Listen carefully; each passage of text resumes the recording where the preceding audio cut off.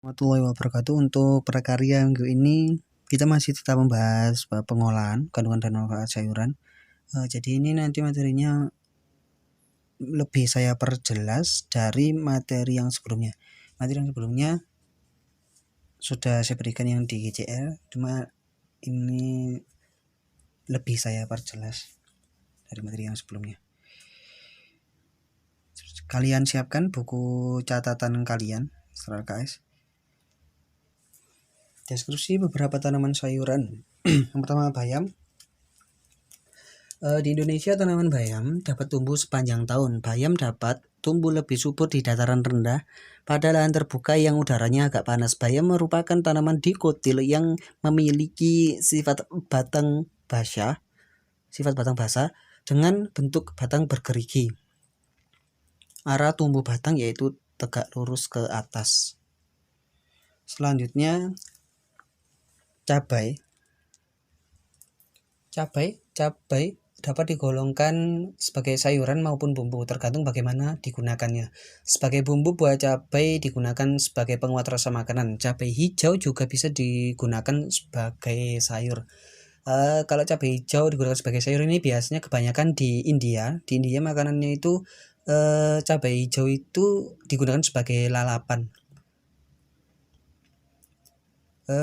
Cabai tumbuhnya pada lahan yang sempit. Tanaman cabai dapat ditanam dalam pot-pot, tapi bisa ditanam pada lahan yang sempit. Tanaman cabai dapat ditanam dalam pot-pot.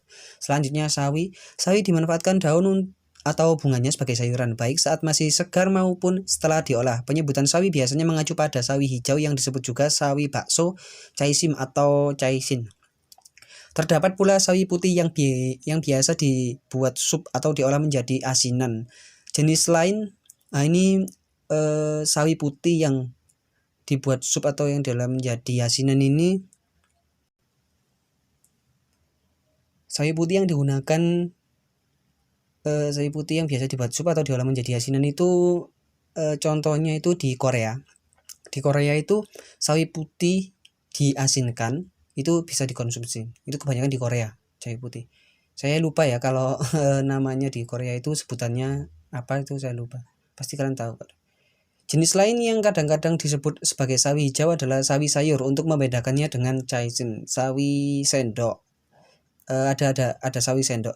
Sawi sendok itu pokcoy, merupakan jenis sayuran daun kerabat sawi yang mulai dikenal pula dalam dunia boga Indonesia.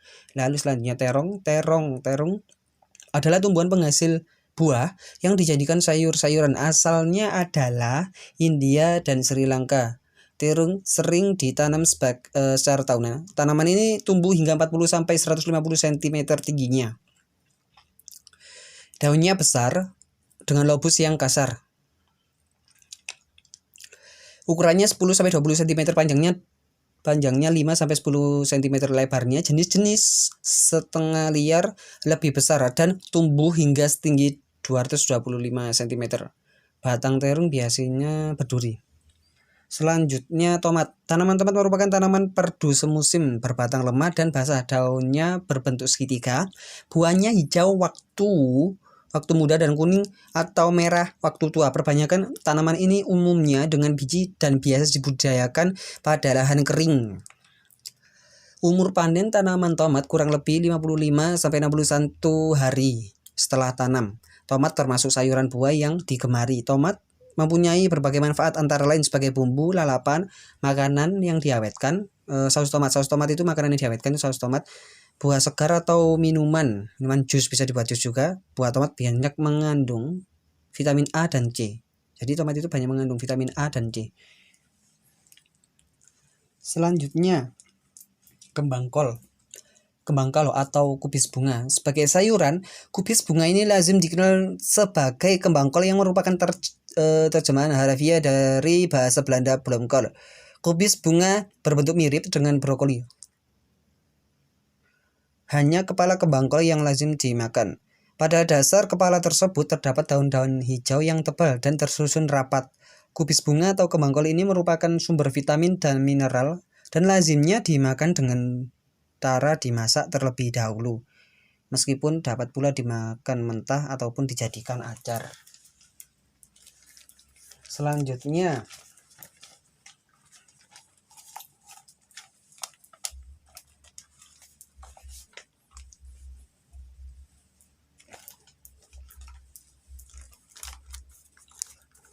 kangkung. Kangkung dapat tumbuh dengan baik di daerah dataran rendah. Terdapat dua jenis kangkung yang biasa dibudidayakan, yaitu kangkung darat dan kangkung air.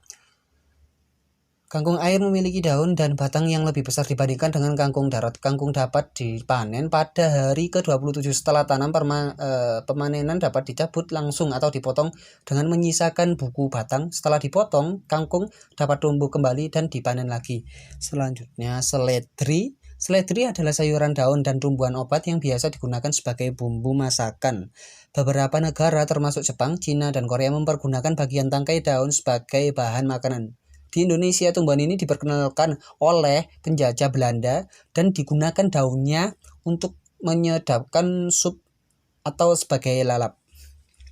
Selanjutnya, wortel. Wortel adalah tumbuhan sayur yang ditanam sepanjang tahun, terutama di daerah pegunungan yang memiliki suhu udara dingin dan lembab. Kurang lebih pada ketinggiannya 120 meter di atas permukaan laut. 1200 meter di atas permukaan laut. Biasanya itu 1200 mdpl atau mdpl. Tumbuhan wortel membutuhkan sinar matahari dan dapat tumbuh pada semua musim. Wortel mempunyai batang mempunyai batang daun basah yang berupa sekumpulan pelepah atau tangkai daun yang muncul dari pangkal buah bagian atas umbi akar, mirip daun seledri. Sosok tanamannya berupa rumput dan menyimpan cadangan makanannya di dalam umbi. Umbi ini berwarna kuning kemerah-merahan, berkulit tipis, dan jika dimakan mentah terasa renyah dan agak manis. Selanjutnya, kol. Kobis atau kobis bulat adalah nama yang diberikan untuk tumbuhan sayuran daun yang populer ini. Tumbuhan ini dimanfaatkan daunnya untuk dimakan. Daun ini tersusun sangat rapat membentuk bulatan atau bulatan pipi yang disebut crop atau kepala. Kubis dapat dimakan segar sebagai lalapan maupun diolah. Selanjutnya, bawang merah. Bawang merah banyak dimanfaatkan untuk bumbu. Selain dimanfaatkan sebagai bumbu dapur, bawang merah dimanfaatkan juga sebagai rempah dan obat. Kandungan minyak atsirinya dapat menyembuhkan beberapa gangguan kesehatan. Bawang merah dapat tumbuh pada tanah sawah atau tegalan atau ladang ya. Panen bawang merah dilakukan saat udara cerah dengan umur tanaman 65 sampai 90 HST. Jadi panen bawang merah itu dilakukan saat udara cerah dengan umur tanaman 65 sampai 90 hari setelah tanam. 65 sampai 90 hari setelah tanam. Selanjutnya, brokoli. Sayuran ini masuk ke Indonesia belum lama, sekitar tahun 1970-an. Dan kini cukup populer sebagai bahan pangan. Bagian dari sayuran ini yang dimakan adalah kepala bunga yang berwarna hijau. Teksturnya tersusun dapat seperti cabang pohon dengan batang tebal. Sebagian besar kepala bunga tersebut dikelilingi dedaunan.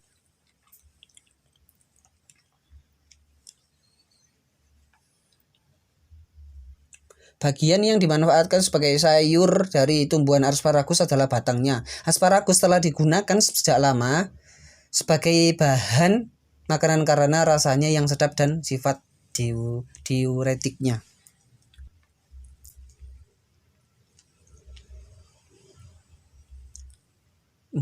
Tadi bawang merah sudah ya, brokoli sudah.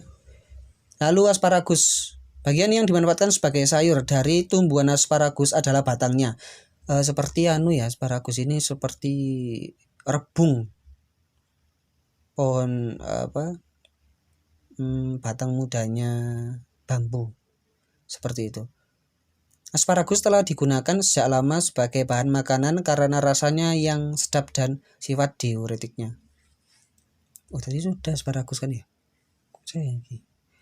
Lobak. Selanjutnya lobak. Bentuk umbi lobak seperti wortel, tapi daging dan kulitnya berwarna putih. Tanaman lobak berasal dari negeri Cina dan telah banyak diusahakan di Indonesia. Tanaman ini mudah ditanam baik di dataran rendah maupun tinggi atau di pegunungan.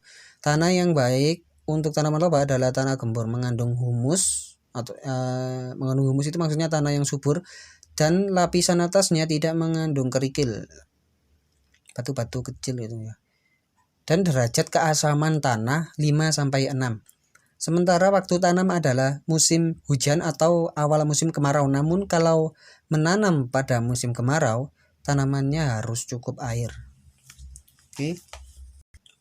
Selanjutnya untuk tugasnya di LKS ya. Yang kemarin itu kan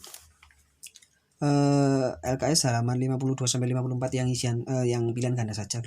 Sekarang tugas di LKS di halaman 54 yang B isian saja. Oke.